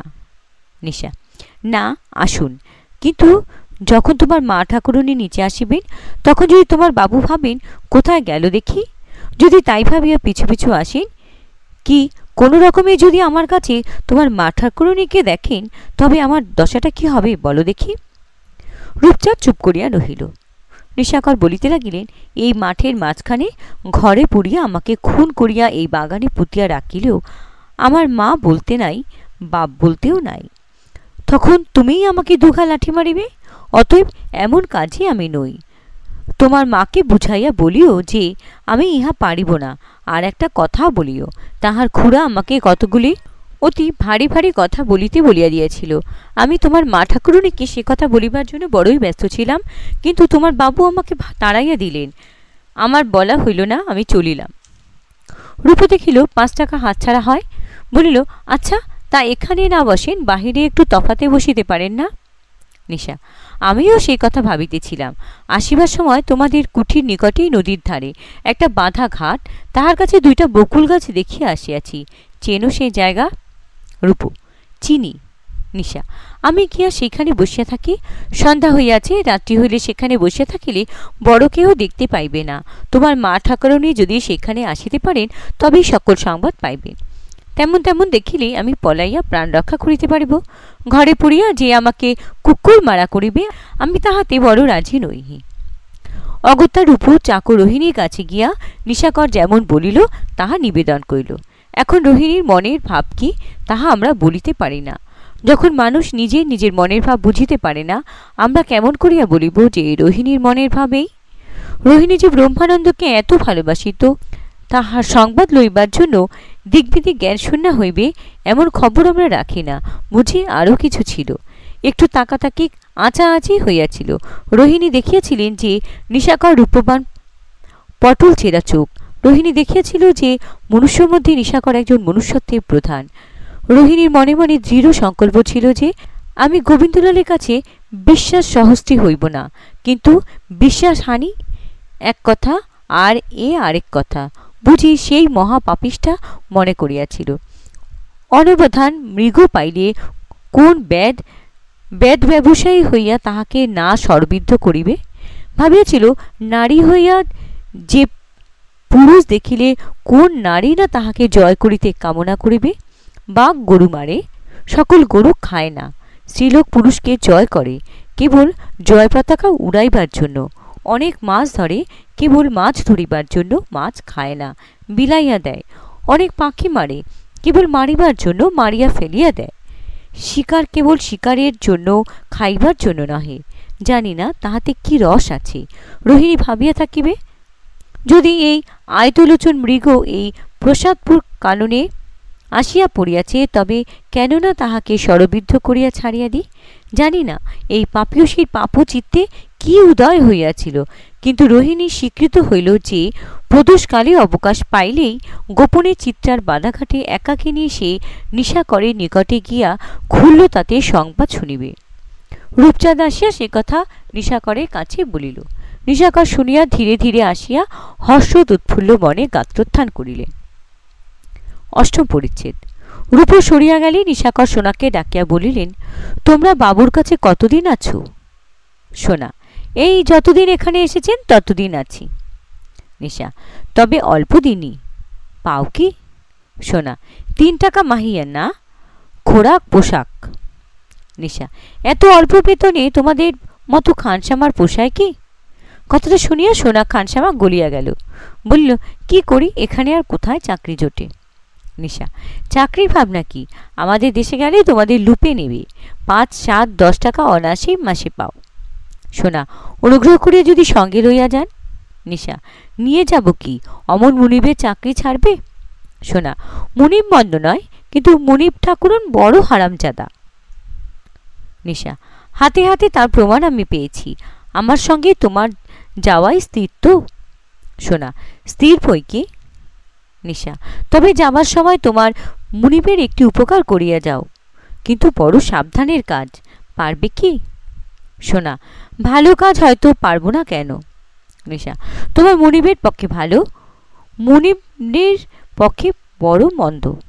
সোনা, তবে এখনই বলুন, বিলম্বে কাজ নাই, তাতে আমি বড় রাজি। নিশা, ঠাকুরনটি আমাকে বলিয়া পাঠাইয়াছেন চিত্রার বাধাঘাটে বসিয়া থাকিতে, রাত্রে আমার সঙ্গে গোপনে সাক্ষাৎ করিবেন। বুঝেছ, আমিও শিকার হইয়াছি। আমার অভিপ্রায় যে তোমার মুনিবের চোখ ফুটাই দিই। তুমি আস্তে আস্তে কথাটি তোমার মুনিবকে জানিয়ে আসতে পারো। সোনা, এখনই ওই পাপ মলেই পাচ্ছি। নিশা, এখন নয়, এখন আমি ঘাটে গিয়া বসিয়া থাকি। তুমি সতর্ক থেকো। যখন দেখবে ঠাকুরনটি ঘাটের দিকে চলিলেন, তখন গিয়া তোমার মুনিবকে বলিয়া দিও। রূপ কিছু জানতে না পারে, তারপর আমার সঙ্গে ছুটো। যে আজ্ঞে বলিয়া সোনা নিশাকরের পায়ের ধুলা গ্রহণ করিল। তখন নিশাকর হেলিতে দুলিতে গজেন্দ্র গমনে চিত্রা তীরশোভী সোপান বলির ওপর গিয়া বসিলেন। অন্ধকারে নক্ষত্র ছায়া প্রদীপ্ত চিত্রাবাড়ি নীরবে চলিতেছে। চারিদিকে শৃগাল কুকুরাদি বহুবিধ রব করিতেছে। কোথাও দূরবর্তী নৌকার উপর বসিয়া ধীবর উচ্চস্বরে শ্যামা বিষয় গাইতেছে। তদ্ভিন্ন সেই বিজন প্রান্তর মধ্যে কোনো শব্দ শোনা যাইতেছে না। নিশাকর সেই গীত শুনিতেছেন এবং গোবিন্দলালের বাসগৃহের দ্বিতল কক্ষের বাতায়ন নিশ্চিত উজ্জ্বল দীপালোক দর্শন করিতেছেন এবং মনে মনে ভাবিতেছেন, আমি কি নৃশংস! একজন স্ত্রীলোকে সর্বনাশ করিবার জন্য কত কৌশল করিতেছি, অথবা নৃশংসতাই বা কি? দুষ্টের দমন অবশ্যই কর্তব্য। যখন বন্ধুর কন্যার জীবন রক্ষার্থে কাজ বন্ধুর নিকট স্বীকার করিয়াছি, তখন অবশ্য করিব, কিন্তু আমার মন ইহাতে প্রসন্ন নয়। রোহিণী পাপীয়সী, পাপের দণ্ড দিব, পাপ স্রোতে রোধ করিব, ইহাতে অপ্রসাদী বা কেন? বলিতে পারি না। বোধহয় সোজা পথে গেলে এত ভাবিতাম না, বাঁকা পথে গিয়াছে বলিয়াই এত সংকোচ হইতেছে। আর পাপ পুণ্যের দণ্ড পুরস্কার দিবার আমি কে? আমার পাপ পুণ্যের যিনি দণ্ড পুরস্কার করিবেন, রোহিণীরও তিনি বিচারকর্তা। বলিতে পারি না, হয়তো তিনিই আমাকে এই কার্যে নিয়োজিত করিয়াছেন, কি জানি। তয়া ঋষিকেশ হৃদি স্থিতেন যথা নিযুক্ত হস্মি তথা কৈরমি। এরূপ চিন্তা করিতে করিতে রাত্রি প্রহরাতীত হইল। তখন নিশাকর দেখিলেন নিঃশব্দে পাদ বিক্ষেপে রোহিণী আসিয়া কাছে দাঁড়াইল। নিশ্চয়কে সুনিশ্চিত করিবার জন্য নিশাকর জিজ্ঞাসা করিলেন, কে গা? রোহিণীও নিশ্চয়কে সুনিশ্চিত করিবার জন্য বলিল, তুমি কে? নিশাকর বলিল, আমি রাসবিহারী। রোহিণী বলিল, আমি রোহিণী। নিশাকর, এত রাত্রি হলো কেন? রোহিণী, একটু না দেখে শুনে তো আসতে পারি নে, কি জানি কে কোথা দিয়ে দেখতে পাবে, তা তোমার বড় কষ্ট হয়েছে। নিশা, কষ্ট হোক না হোক, মনে মনে ভয় হইতেছিল যে তুমি বুঝি ভুলিয়া গেলে। রোহিণী, আমি যদি ভুলিবার লোক হইতাম তাহলে আমার দশা এমন হইবে কেন? একজনকে ভুলিতে না পারিয়া এদেশে আসিয়াছি, আর আজ তোমাকে না ভুলিতে পারিয়া এখানে আসিয়াছি। এ কথা বলিতেছিল এমন তো সময়ে কে আসিয়া পেছন হইতে রোহিণীর গলা টিপিয়া ধরিল। রোহিণী চমকিয়া জিজ্ঞাসা করিল, কে রে? গম্ভীর স্বরে কে উত্তর করিল, তোমার জম। রোহিণী চিনিল যে গোবিন্দলাল। তখন আসন্ন বিপদ বুঝিয়া চারিদিক অন্ধকার দেখিয়া রোহিণী ভীত কম্পিত স্বরে বলিল, ছাড়ো ছাড়ো, আমি মন্দ অভিপ্রায় আসি নাই, আমি যে জন্য আসিয়াছি এই বাবুকে না হয় জিজ্ঞাসা করো। এই বলিয়া রোহিণী যেখানে নিশাকর বসিয়াছিল সেই স্থানে অঙ্গুলি নির্দেশ করিয়া দেখাইল। দেখিল কেহ সেখানে নাই। নিশাকর গোবিন্দলালকে দেখিয়া পলকের মধ্যে কোথায় সরিয়া গিয়াছে। রোহিণী বিস্মিত হইয়া বলিল, কই, কেহ কোথায় নাই যে? গোবিন্দলাল বলিল, এখানে কেহ নাই, আমার সঙ্গে ঘরে এসো। রোহিণী বিষণ্ণ চিত্তে ধীরে ধীরে গোবিন্দলালের সঙ্গে ঘরে ফিরিয়া গেল। নবম পরিচ্ছেদ। গৃহে ফিরিয়া আসিয়া গোবিন্দলাল ভৃত্যবর্গকে নিষেধ করিলেন, কেহ উপরে আসিও না। ওস্তাদজি বাসায় গিয়াছিল। গোবিন্দলাল রোহিণীকে লইয়া নিভৃত শয়নকক্ষে প্রবেশ করিয়া দ্বার রুদ্ধ করিলেন। রোহিণীর সম্মুখে নদীর স্রোত বিকম্পিতা বেতসীর ন্যায় দাঁড়াইয়া কাঁপিতে লাগিল। গোবিন্দলাল মৃদুস্বরে বলিল, রোহিণী। রোহিণী বলিল, কেন? গোবিন্দলাল, তোমার সঙ্গে গোটা কত কথা আছে। রোহিণী, কি? গোবিন্দলাল, তুমি আমার কে? রোহিণী, কেহ নহি, যতদিন পায়ে রাখেন ততদিন দাসী, নহিলে কেহ নই। গোবিন্দলাল, পায়ে ছেড়ে তোমায় মাথায় রাখিয়াছিলাম। রাজার ন্যায় ঐশ্বর্য, রাজার অধিক সম্পদ, অকলঙ্ক চরিত্র, অত্যাজ্য ধর্ম সব তোমার জন্য ত্যাগ করিয়াছি। তুমি কি রোহিণী যে তোমার জন্য এ সকল পরিত্যাগ করিয়া বনবাসী হইলাম? তুমি কি রোহিণী যে তোমার জন্য ভ্রমর জগতে অতুল চিন্তার সুখে অতৃপ্ত দুঃখে অমৃত যে ভ্রমর, তা পরিত্যাগ করিলাম? এই বলিয়া গোবিন্দলাল আর দুঃখ ক্রোধের বেগ সম্বরণ করিতে না পারিয়া রোহিণীকে পদাঘাত করিলেন। রোহিণী বসিয়া পড়িল, কিছু বলিল না, কাঁদিতে লাগিল, কিন্তু চোখের জল গোবিন্দলাল দেখিতে পাইল না। গোবিন্দলাল বলিলেন, রোহিণী দাঁড়াও। রোহিণী দাঁড়াইল। গোবিন্দলাল, তুমি একবার মরিতে গিয়াছিলে, আবার মরিতে সাহস আছে কি? রোহিণী, তখন মরিবার ইচ্ছা করিতেছিল। অতি কাতর স্বরে বলিল, এখন আর না মরিতে চাইব কেন? কপালে যা ছিল তা হল। গোবিন্দলাল, তবে দাঁড়াও, নড়িও না। রোহিণী দাঁড়াইয়া রহিল। গোবিন্দলাল পিস্তলের বাক্স খুইলেন, পিস্তল বাহির করিলেন। পিস্তল ভরা ছিল, ভরাই থাকিত। পিস্তল আনিয়া রোহিণীর সম্মুখে ধরিয়া গোবিন্দলাল বলিলেন, কেমন, মরিতে পারিবে? রোহিণী ভাবিতে লাগিল। যেদিন অনায়াসে অক্লেশে বারুণীর জলে ডুবিয়া মরিতে গিয়াছিল, আজই সেদিন রোহিণী ভুলিল, সে দুঃখ নাই, সুতরাং সে সাহসও নাই। ভাবিল, মরিব কেন, না হয় ইনি ত্যাগ করেন, করুন, ইহাকে কখনো ভুলিব না, কিন্তু তাই বলিয়া মরিব কেন? ইহাকে যে মনে ভাবিব, দুঃখের দশা পড়িলে যে ইহাকে মনে করিব, এই প্রসাদপুরীর সুখরাশি যে মনে করিব, সেও তো এক সুখ, সেও তো এক আশা, মরিব কেন? রোহিণী বলিল, মরিব না, মারিও না, চরণে না রাখো, বিদায় দাও। গোবিন্দলাল, দি। এই বলিয়া গোবিন্দলাল পিস্তল উঠাইয়া রোহিণীর ললাটে লক্ষ্য করিলেন। রোহিণী কাঁদিয়া উঠিয়া বলিল, মারিও না, মারিও না, আমার নবীন বয়স, নূতন সুখ, আমি আর তোমায় দেখা দিব না, আর তোমার পথে আসিব না, এখনই চাইতেছি, আমায় মারিও না। গোবিন্দলালের পিস্তল খট করিয়া শব্দ হইল, তারপর বড় শব্দ, তারপর সব অন্ধকার। রোহিণী গতপ্রাণা হইয়া ভূপতিতা হইল। গোবিন্দলাল পিস্তল ভূমে নিক্ষেপ করিয়া অতি দ্রুত বেগে গৃহ হইতে নির্গত হইলেন। পিস্তলের শব্দ শুনিয়া রূপা প্রভৃতি ভৃত্যবর্গ দেখিতে আসিল। দেখিল বালক নখর বিচ্ছিন্ন পদ্মিনীবৎ রোহিণীর মৃতদেহ ভূমে লুটাইতেছে। গোবিন্দলাল কোথাও নাই। দশম পরিচ্ছেদ। দ্বিতীয় বৎসর। সেই রাত্রে চৌকিদার থানায় গিয়া সংবাদ দিল যে প্রসাদপুরের কুঠিতে খুন হইয়াছে। সৌভাগ্যবশত থানা সে স্থান হইতে 6 ক্রোশ ব্যবধান। দারোগা আসিতে পরের দিন বেলা প্রহরে হইল। আসিয়া তিনি খুনের তদারকে প্রবৃত্ত হইলেন। রীতিমতো সুর হাল ও লাশ তদারক করিয়া রিপোর্ট পাঠাইলেন। পরে রোহিণীর মৃতদেহ বাঁধিয়া ছাদিয়া গরুর গাড়িতে বোঝাই দিয়া চৌকিদারের সঙ্গে ডাক্তারখানা পাঠাইলেন। পরে স্নান করিয়া আহারাদি করিলেন। তখন নিশ্চিন্ত হইয়া অপরাধীর অনুসন্ধানে প্রবৃত্ত হইলেন। কোথায় অপরাধী? গোবিন্দলাল রোহিণীকে আহত করিয়াই গৃহ হইতে নিষ্ক্রান্ত হইয়াছিলেন, আর প্রবেশ করেন নাই। এক রাত্রে একদিন অবকাশ পাইলে গোবিন্দলাল কোথায় কত দূর গিয়াছেন তাহা কে বলিতে পারে? কেহ তাহাকে দেখে নাই। কোন দিকে পলাইয়াছেন কেহ জানে না। তাহার নাম পর্যন্ত কেহ জানিত না। গোবিন্দলাল প্রসাদপুরে কখনো নিজ নাম ধাম প্রকাশ করেন নাই। সেখানে চুনিলাল দত্ত নাম প্রচার করিয়াছিল। কোন দেশ থেকে আসিয়াছিলেন তাহা ভৃত্যেরা পর্যন্ত জানিত না। দারোগা কিছুদিন ধরিয়া একে ওকে ধরিয়া জবানবন্দি করিয়া বেড়াইতে লাগিলেন। গোবিন্দলালের কোনো অনুসন্ধান করিয়া উঠিতে পারিলেন না। শেষে তিনি আসামি ফেরার বলিয়া এক খাতেমা রিপোর্ট দাখিল করিলেন। তখন যশোর হইতে ফিচল খাঁ নামে একজন সুদক্ষ ডিটেকটিভ ইন্সপেক্টর প্রেরিত হইল। ফিচেল খাঁর অনুসন্ধান প্রণালী আমাদিগকে সবিস্তারে বলিবার প্রয়োজন নাই। কতগুলি চিঠিপত্র তিনি বাড়ি তল্লাশিতে পাইলেন। তদ্বারা তিনি গোবিন্দলালের প্রকৃত নামধাম অবধারিত করিলেন। বলা বাহুল্য যে তিনি কষ্ট স্বীকার করিয়া ছদ্মবেশী হরিদ্রা গ্রাম পর্যন্ত গমন করিলেন, কিন্তু গোবিন্দলাল হরিদ্রা গ্রামে যান নাই।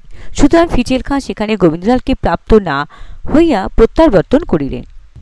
এদিকে নিশাকর দাস যে করাল কাল সমান রজনীতে বিপন্না রোহিণীকে পরিত্যাগ করিয়া প্রসাদপুরের বাজারে আপনার বাসায় আসিয়া উপস্থিত হইলেন, সেখানে মাধবীনাথ তাহার প্রতীক্ষা করিতেছিলেন। মাধবীনাথ গোবিন্দলালের নিকট সুপরিচিত বলিয়া স্বয়ং তাহার নিকট গমন করেন নাই। এক্ষণে নিশাকর আসিয়া তাহারকে সবিশেষ বিজ্ঞাপিত করিলেন। শুনিয়া মাধবীনাথ বলিলেন, কাজ ভালো হয় নাই, একটা খুনোখুনি হইতে পারে। ইহার পরিণাম কি ঘটে জানিবার জন্য উভয় প্রসাদপুরের বাজারে প্রচ্ছন্নভাবে অতি সাবধানে অবস্থিত করিতে লাগিলেন। প্রভাতে শুনিলেন যে চুনিলাল দত্ত আপন স্ত্রীকে খুন করিয়া পালাইয়াছেন। তাহারা বিশেষ ভীত ও শোকাকুল হইলেন, ভয় গোবিন্দলালের জন্য। কিন্তু পরিশেষে দেখিলেন দারোগা কিছু করিতে পারিলেন না।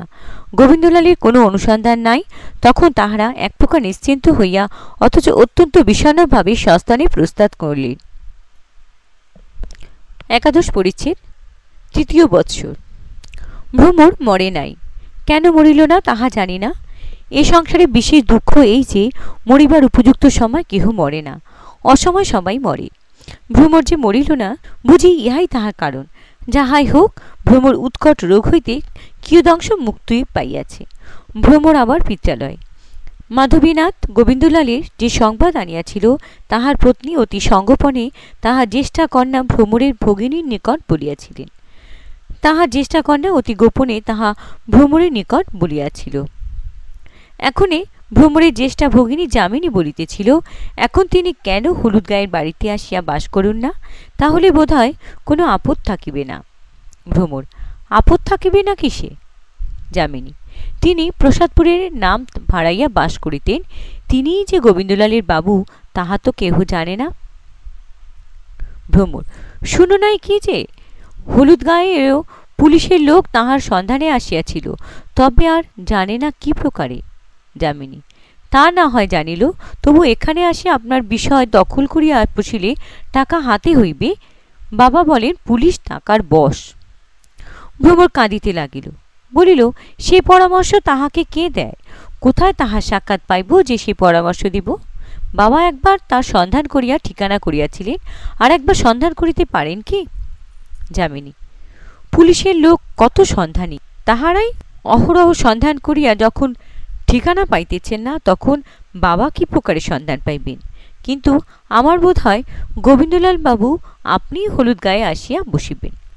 প্রসাদপুরে সেই ঘটনার পরেই তিনি যদি হলুদ গায়ে দেখা দিতেন, তাহলে তিনি যে প্রসাদপুরের বাবু এ কথায় লোকের বড় বিশ্বাস হইত। এই জন্যই বোধ হয় এতদিন তিনি আসেন নাই।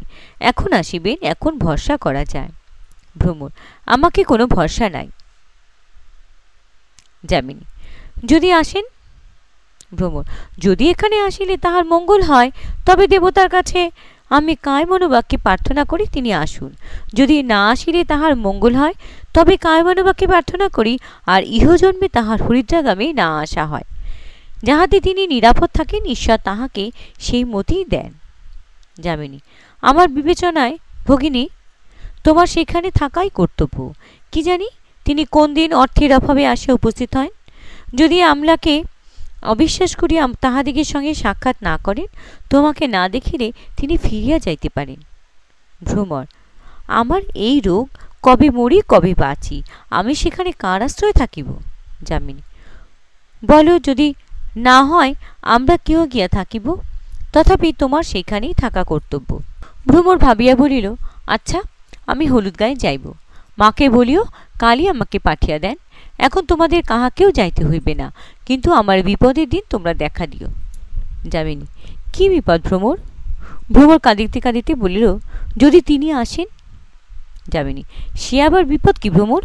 তোমার হারাধন ঘরে যদি আসে, তাহার চেয়ে আহ্লাদের কথা আর কি আছে? ভ্রমর: আহ্লাদ দিদি, আহ্লাদের কথা আমার আর কি আছে? ভ্রমর আর কথা কহিল না। তাহার মনের কথা যামিনী কিছুই বুঝিল না। ভ্রমরের মর্মান্তিক রোদন যামিনী কিছুই বুঝিল না। ভ্রমর মানস চোখে ধূমময় চিত্রবৎ একাণ্ডের শেষে যা হইবে তাহা দেখিতে পাইল। যামিনী কিছুই দেখতে পাইল না। যামিনী বুঝিল না যে গোবিন্দলাল হত্যাকারী। ভ্রমর তাহা ভুলিতে পারিতেছে না। দ্বাদশ পরিচ্ছেদ, পঞ্চম বৎসর। ভ্রমর আবার শ্বশুরালয়ে গেল।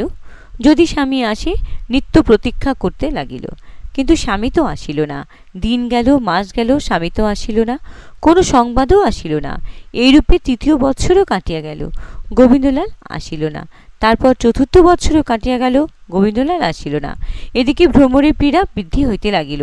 হাঁপানি, কাশি রোগ, নিত্য শরীর ক্ষয়, যম অগ্রসর, বুঝি আর ইহজন্মে দেখা হইল না। তারপর পঞ্চম বৎসর প্রবৃত্ত হইল।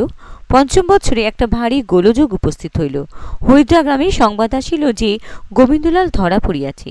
সংবাদ আসিল যে গোবিন্দলাল বৈরাগীর বেশে শ্রীবৃন্দাবনে বাস করিতেছিল, সেখান হইতে পুলিশ ধরিয়া যশোরে আনিয়াছে। যশোরে তাঁর বিচার হইবে। জনরবে এই সংবাদ ভ্রমর শুনিলেন। জনরবের সূত্রে এই: গোবিন্দলাল ভ্রমরের দেওয়ানজিকে পত্র লিখিয়াছিলেন যে আমি জেলে চলিলাম, আমার পৈতৃক বিষয় হইতে আমার রক্ষার জন্য অর্থ ব্যয় করা যদি তোমাদিগের অভিপ্রায় সম্মত হয়, তবে এই সময় আমি তাহার যোগ্য নহি, আমার বাঁচিতে ইচ্ছা নাই, তবে ফাঁসি যাইতে না হয় এই ভিক্ষা। জনরবে একথা বাড়িতে জানাইও, আমি পত্র লিখিয়াছি একথা প্রকাশ করিও না। দেওয়ানজি পত্রের কথা প্রকাশ করিলেন না। জনরব বলিয়া অন্তঃপুরে সংবাদ পাঠাইলেন। ভ্রমর শুনিয়াই পিতাকে আনিতে লোক পাঠাইলেন। শুনিবা মাত্র মাধবীনাথ কন্যার নিকট আসিলেন। ভ্রমর তাহাকে নোটে কাগজে 50,000 টাকা বাহির করিয়া দিয়া সজল নয়নে বলিলেন, বাবা, এখন যা করিতে হয় করো, দেখিও আমি আত্মহত্যা না করি। মাধবীনাথ কাঁদিতে কাঁদিতে বলিলেন, মা, নিশ্চিন্ত থাকিও, আমি আজই যশোরে যাত্রা করিলাম, কোনো চিন্তা করিও না। গোবিন্দলাল যে খুন করিয়াছেন তাহার কোনো প্রমাণ নাই। আমি প্রতিজ্ঞা করিয়া যাইতেছি যে তোমার 48,000 টাকা বাঁচাইয়া আনিব আর আমার জামাইকে দেশে আনিব। মাধবীনাথ তখন যশোরে যাত্রা করিলেন। শুনিলেন যে প্রমাণের অবস্থা অতি ভয়ানক। ইন্সপেক্টর ফিচের খাঁ মকদ্দমা তদারক করিয়া সাক্ষী চালান দিয়াছিলেন। তিনি রূপ, সোনা প্রভৃতি যে সকল সাক্ষীর প্রকৃত অবস্থা জানিত, তাহাদিগে কাহারও সন্ধান পান নাই। সোনা নিশাখরের কাছে ছিল, রূপা কোন দেশে গিয়াছিল তাহা কেউ জানে না। প্রমাণের এরূপ দুরবস্থা দেখিয়া নগদ কিছু দিয়া ফিচেল খাঁ 3টি সাক্ষী তৈয়ার করিয়াছিল।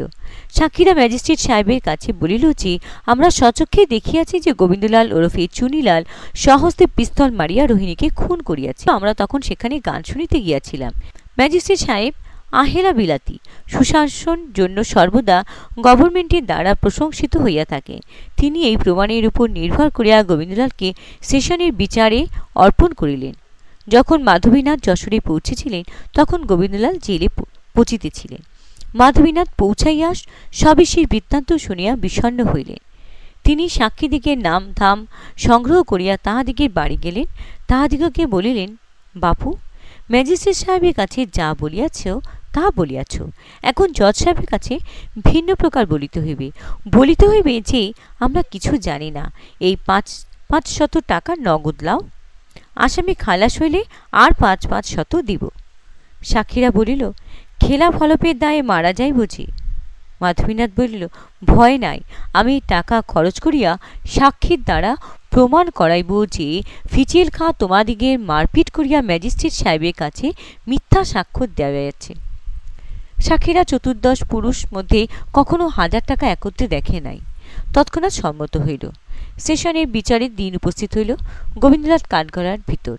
প্রথম সাক্ষী উপস্থিত হইয়া হল পড়িল। উকিল সরকার তাহাকে জিজ্ঞাসা করিলেন, তুমি এই গোবিন্দলাল ওরফে চুনিলালকে চেনো? সাক্ষী, কই না, মনে তো হয় না। উকিল, কখনো দেখিয়াছ?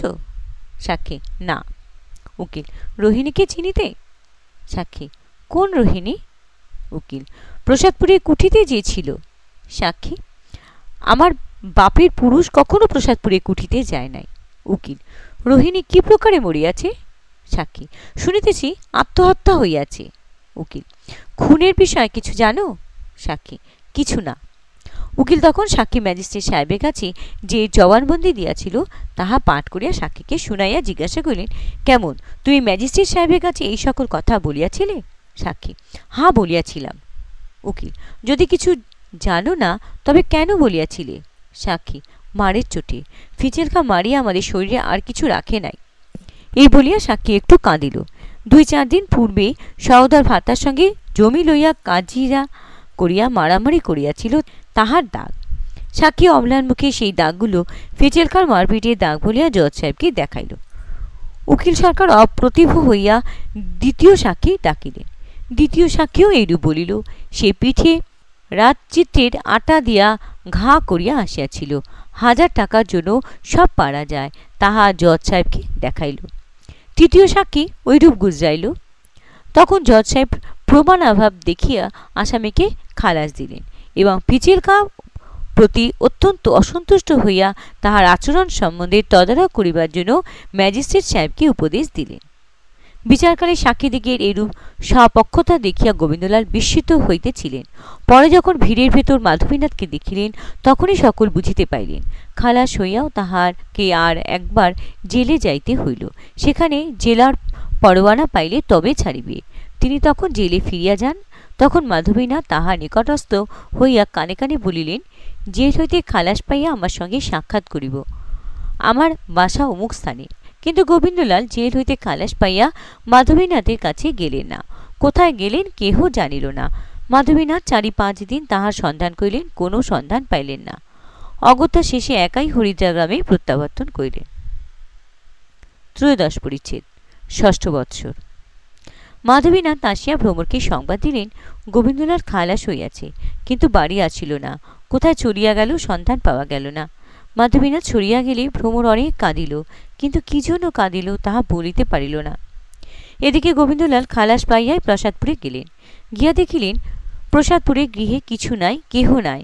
গিয়া শুনিলেন যে অট্টালিকায় তাহার যে সকল দ্রব্য সামগ্রী ছিল তাহা কতক 5 জনে লুঠিয়া লইয়া গিয়াছিল। অবশিষ্ট লাওয়ারিস বলিয়া বিক্রয় করিয়াছিল। কেবল বাড়িটি পড়িয়া আছে। তাহারও কবার চৌকার পর্যন্ত 12 ভূতে লইয়া গিয়াছে। প্রসাদপুরের বাজারে 2-1 দিন বাস করিয়া গোবিন্দলাল বাড়ির অবশিষ্ট ইট কাঠ জলের দামে এক ব্যক্তিকে বিক্রয় করিয়া যাহা কিছু পাইলেন তাহা লইয়া কলকাতায় গেলেন। কলকাতায় অতি গোপনে সামান্য অবস্থায় গোবিন্দলাল দিনযাপন করিতে লাগিলেন। প্রসাদপুর হইতে অতি অল্প টাকাই আনিয়াছিলেন, তাহা 1 বছর ফুরাইয়া গেল, আর দিনপাতের সম্ভাবনা নাই। তখন 6 বছরের জন্য গোবিন্দলাল মনে ভাবিলেন ভ্রমরকে একখানি পত্র লিখিব। গোবিন্দলাল কালি কলম কাগজ লইয়া ভ্রমরকে পত্র লিখিব বলিয়া বসিলেন। আমরা সত্য কথা বলিব, গোবিন্দলাল পত্র লিখিতে আরম্ভ করিতে গিয়া কাঁদিলেন। কাঁদিতে কাঁদিতে মনে পড়িল ভ্রমর যে আজিও বাঁচিয়া আছে, তাহারই বা ঠিকানা কি, কাহাকে পত্র লিখিব। তারপর ভাবিলেন একবার লিখিয়াই দেখি, না হয় আমার পত্র ফিরিয়া আসিবে, তাহা হইলেই আমি জানিব যে ভ্রমর নাই। কি লিখিব একথা গোবিন্দলাল কতক্ষণ ভাবিলেন তাহা বলা যায় না।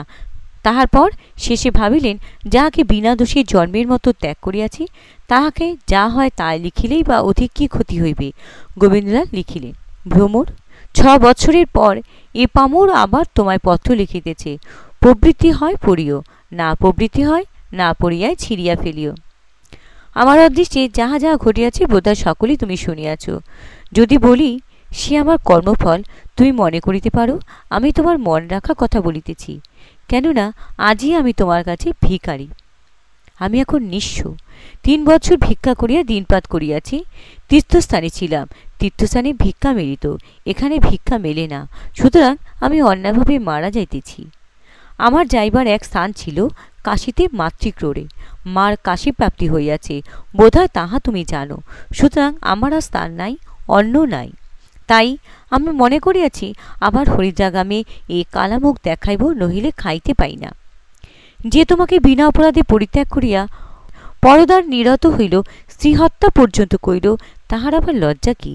যে অন্নহীন, তাহার আবার লজ্জা কি? আমি এ কালামুখ দেখাইতে পারি, কিন্তু তুমি বিষয়াধিকারিণী, বাড়ি তোমার, তোমার বৈরিতা করিয়াছি, আমায় তুমি স্থান দিবে কি? পেটের দায়ে তোমার আশ্রয় চাহিতেছি, দিবে না কি? পত্র লিখিয়া 7-5 আবার ভাবিয়া গোবিন্দলাল পত্র ডাকে দিলেন। যথাকালে পত্র ভ্রমরের হস্তে পৌঁছাইল। পত্র পাইয়াই ভ্রমর হস্তাক্ষর চিনিল। পত্র খুলিয়া কাঁপিতে কাঁপিতে ভ্রমর শয়নগৃহে গিয়া দ্বার রুদ্ধ করিল। তখন ভ্রমর বিড়ালে বসিয়া নয়নে সহস্র ধারা মুছিতে মুছিতে সেই পত্র পড়িল। 1 বার 2 বার 3 বার, শতবার সহস্রবার পড়িল। সেদিন ভ্রমর আর দ্বার খুলিল না। যাহারা আহারের জন্য তাহাকে ডাকিতে আসিল, তাহাদিগকে বলিল, আমার জ্বর হইয়াছে, আহার করিব না। ভ্রমরের সর্বদা জ্বর হয়, সকলে বিশ্বাস করিল। পরদিন নিদ্রাশূন্য শয্যা হইতে যখন ভ্রমর গাত্রোত্থান করিলেন, তখন তাহার যথার্থই জ্বর হইয়াছে, কিন্তু তখন চিত্ত স্থির, বিকার শূন্য। পত্রের উত্তর যাহা লিখিবেন তাহা পূর্বেই স্থির হইয়াছিল। ভ্রমর তাহা সহস্রবার ভাবিয়া স্থির করিয়াছিলেন যে এখন আর ভাবিতে হইল না, পাঠ পর্যন্ত স্থির করিয়া রাখিয়াছিলেন। সেবিকা পাঠ লিখিলেন না, কিন্তু স্বামী সকল অবস্থাতেই প্রণম, অতএব লিখিলেন, প্রণামা শত সহস্র নিবেদনঞ্চ বিশেষ। তারপর লিখিলেন, আপনার পত্র পাইয়াছি, বিষয় আপনার, আমার হইলেও আমি উহা দান করিয়াছি। যাইবার সময় আপনি সে দানপত্র ছিঁড়িয়া ফেলিয়াছিলেন, স্মরণ থাকিতে পারে, কিন্তু রেজিস্ট্রি অফিসে তাহার নকল আছে। আমি যে দান করিয়াছি তাহা সিদ্ধ, তাহা এখনও বলবৎ। অতএব আপনি নির্বিঘ্নে হরিদ্রাগ্রামে আসিয়া আপনার নিজ সম্পত্তি দখল করিতে পারেন, বাড়ি আপনার। আর এই 5 বছরে আমি অনেক টাকা জমাইয়াছি, তাহাও আপনার, আসিয়া গ্রহণ করিবেন। ওই টাকার মধ্যে ইয়ৎকিঞ্চিৎ আমি জাগা করি। 8,000 টাকা আমি উহা হইতে লইলাম। 3,000 টাকায় গঙ্গা তীরে আমার একটি বাড়ি প্রস্তুত করিব। 5,000 টাকায় আমার জীবন নির্বাহ করিব। আপনার আসার জন্য সকল বন্দোবস্ত করিয়া রাখিয়া আমি পিত্রালয়ে যাইব। যতদিন না আমার নূতন বাড়ি প্রস্তুত হয়, ততদিন আমি পিত্রালয়ে বাস করিব। আপনার সঙ্গে আমার ইহজন্মে আর সাক্ষাৎ হইবার সম্ভাবনা নাই। ইহাতে আমি সন্তুষ্ট, আপনিও যে সন্তুষ্ট, আহাতে আমার সন্দেহ নাই। আপনার দ্বিতীয় পত্রের প্রতীক্ষায় আমি রহিলাম। যথাকালে পত্র গোবিন্দলালের হস্তগত হইল। কি ভয়ানক পত্র! এতটুকু কোমলতাও নাই। গোবিন্দলালও লিখিয়াছিলেন, 6 বছর পর লিখিতেছি, কিন্তু ভ্রমরের পত্রে সেরকম কথা একটা নাই। সেই ভ্রমর! গোবিন্দলাল পত্র পড়িয়া উত্তর লিখিলেন, আমি হরিদ্রাগ্রামে যাইব না, যাহাতে এখানে আমার দিনপাত হয়, এরূপ মাসিক ভিক্ষা আমাকে এখানে পাঠাইয়া দিও। ভ্রমর উত্তর করিলেন, মাস মাস আপনাকে 500 টাকা পাঠাইব, আরও অধিক পাঠাইতে পারি, কিন্তু অধিক টাকা পাঠাইলে তাহা অপব্যয়িত হইবার সম্ভাবনা। আর আমার একটি নিবেদন, বছর বছর যে উপসত্ত্ব জমিতেছে আপনি এখানে আসিয়া ভোগ করিলে ভালো হয়। আমার জন্য দেশ ত্যাগ করিবেন না, আমার দিন ফুরাইয়া আসিয়াছে। গোবিন্দলাল কলকাতাতেই রহিলেন। উভয়ে বুঝিলেন সেই ভালো। চতুর্দশ পরিচ্ছেদ, সপ্তম বৎসর। বাস্তবিক ভ্রমরের দিন ফুরিয়া আসিয়াছিল। অনেকদিন হইতে ভ্রমরের সাংঘাতিক পীড়া, চিকিৎসায় উপশমিত ছিল, কিন্তু রোগ আর বড় চিকিৎসা মানিল না। এখন ভ্রমর দিন দিন ক্ষয় হইতে লাগিলেন। অঘ্রাণ মাসে ভ্রমর শয্যা শায়িনী হইলেন, আর শয্যা ত্যাগ করিয়া ওঠেন না। মাধবীনাথ স্বয়ং আসিয়া নিকটে থাকিয়া নিষ্ফল চিকিৎসা করাইতে লাগিলেন। যামিনী হরিদ্রাগ্রামে বাটিতে আসিয়া ভগিনীর শেষ শুশ্রূষা করিতে লাগিলেন। রোগ চিকিৎসা মানিল না। পৌষ মাস এরূপে গেল। মাঘ মাসে ভ্রমর ঔষধ ব্যবহার পরিত্যাগ করিলেন। ঔষধ সেবন এখন বৃথা। যামিনীকে বলিলেন, আর ঔষধ খাওয়া হইবে না দিদি, সম্মুখে ফাল্গুন মাস, মাসের পূর্ণিমার রাত্রে যেন মরি। দেখিস দিদি, যেন ফাল্গুনের পূর্ণিমার রাত্রি পলাইয়া যায় না।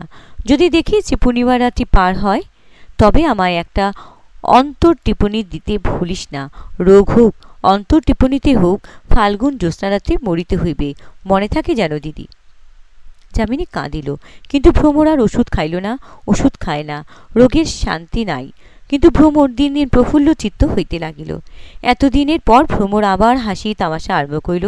6 বছরের পর এই প্রথম হাসি তামাশা। নিবিবার আগে প্রদীপ হাসিল। যত দিন যাইতে লাগিল, অন্তিমকাল দিনে দিনে যত নিকটে হইতে লাগিল, ভ্রমর তত স্থির প্রফুল্ল হাস্যমূর্তি। শেষে সেই ভয়ঙ্কর শেষ দিন উপস্থিত হইল। ভ্রমর পৌরজনের চাঞ্চল্য এবং যামিনীর কান্না দেখিয়া বুঝিলেন আজ বুঝি দিন ফুরাইল। শরীরের যন্ত্রণাও সেইরূপ অনুভূত করিলেন। তখন ভ্রমর যামিনীকে বলিলেন, আজ শেষ দিন। যামিনী কাঁদিল। ভ্রমর বলিল, দিদি, আজ শেষ দিন, আমার কিছু ভিক্ষা আছে, কথা রাখিও। যামিনী কাঁদিতে লাগিল, কথা কহিল না। ভ্রমর বলিল, আমার এক ভিক্ষা, আজ কাঁদিও না, আমি মরিলে পর কাঁদিও, আমি বারণ করিতে আসিব না, কিন্তু আজ তোমাদের সঙ্গে যে কয়েকটা কথা কহিতে পারি, নির্বিঘ্নে কহিয়া মরিব, সাধ করিতেছে। যামিনী চোখের জল মুছিয়া কাছে বসিল, কিন্তু অবরুদ্ধ বাষ্পে আর কথা কহিতে পাইল না। ভ্রমর বলিতে লাগিল, আর একটি ভিক্ষা, তুমি ছাড়া আর কেহ এখানে না আসে। সময়ে সকলের সঙ্গে সাক্ষাৎ করিব, কিন্তু এখন আর কেহ না আসে, তোমার সঙ্গে আর কথা কহিতে পাব না। যামিনী আর কতক্ষণ কান্না রাখিবে? ক্রমে রাত্রি হইতে লাগিল। ভ্রমর জিজ্ঞাসা করিলেন, দিদি, রাত্রি কি জ্যোৎস্না? যামিনী জানলা খুলিয়া দেখিয়া বলিল, দিব্য জ্যোৎস্না উঠিয়াছে। ভ্রমর, তবে জানলাগুলি সব খুলিয়া দাও, আমি জ্যোৎস্না দেখিয়া মরি। দেখো দেখি ওই জানলা নিচে যে ফুলবাগান, উহাতে ফুল ফুটিয়াছে কিনা। সেই জানলায় দাঁড়াইয়া প্রভাতকালে ভ্রমর গোবিন্দলালের সঙ্গে কথোপকথন করিতেন। আজই 7 বছর ভ্রমর সেই জানলার দিকে যান নাই, সে জানালা খোলেনও নাই। যামিনী কষ্টে সেই জানালা খুলিয়া বলিল, কই, এখানে তো ফুলবাগান নাই, এখানে কেবল খড়বন আর 2-1টা মরা মরা গাছ আছে, তাতে ফুল পাতা কিছুই নাই। ভ্রমর বলিল, 7 বছর হলো ওখানে ফুলবাগান ছিল, বেমেরামতে গিয়াছে, আমি 7 বছর দেখি নাই। অনেকক্ষণ ভ্রমর নীরব হইয়া রহিলেন। তারপর ভ্রমর বলিলেন, যেখান হইতে পারো দিদি, আজ আমার ফুল আনাইয়া দিতে হবে, দেখিতেছ না আজই আমার ফুলসজ্জা।